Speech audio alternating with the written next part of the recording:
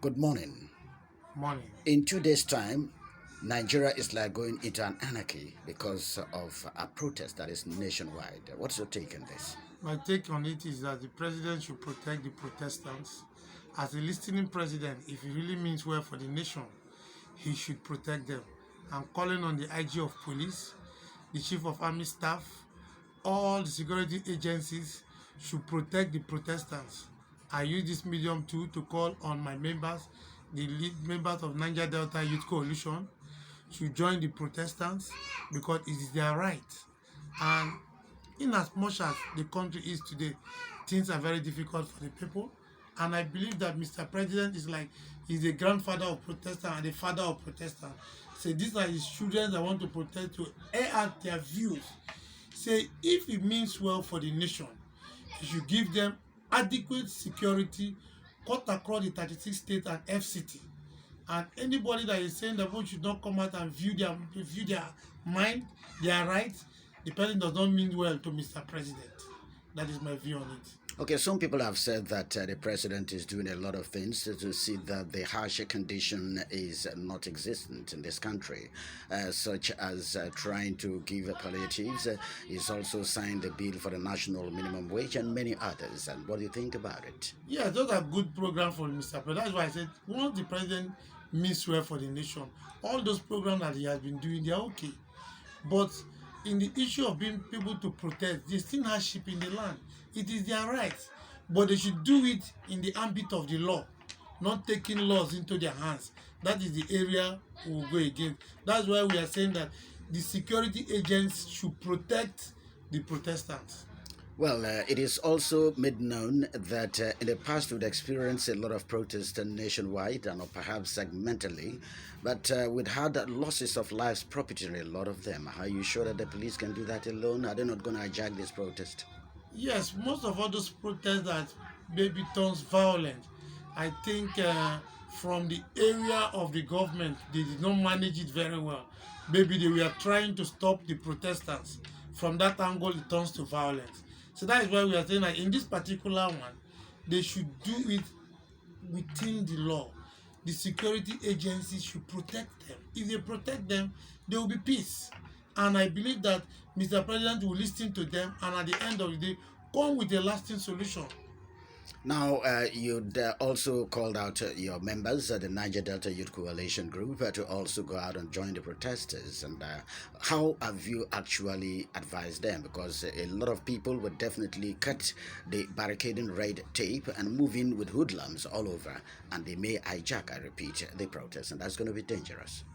Yes, we've had the meeting, we've discussed and we've told them that whatever thing they are doing, they should do it in between the law. They should not take laws into their hand.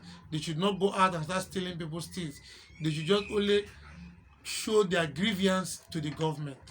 What is before the but most especially like we the Niger Delta people, we still want people to know that we want our resource control and we want true federalism or resource management. So we are not going back on that. And even the money allocated to the NDCC is too small, 1.5 trillion. It's too small. They cannot do anything. Because what the first things we do when we protested the National Assembly during the past administration, we said they should give them 5 trillion so that they will complete all the existing projects and new projects that they will do. That is our stand. Okay, now if we continue to talk about protests, definitely we have those that are vulnerable to these protests. That is, some have high blood pressure and some are in the rural areas, and the roads are going to be barricaded. And indeed, we just thank God that the Nigeria Labour Congress and other trade union affiliate bodies are not part of this protest.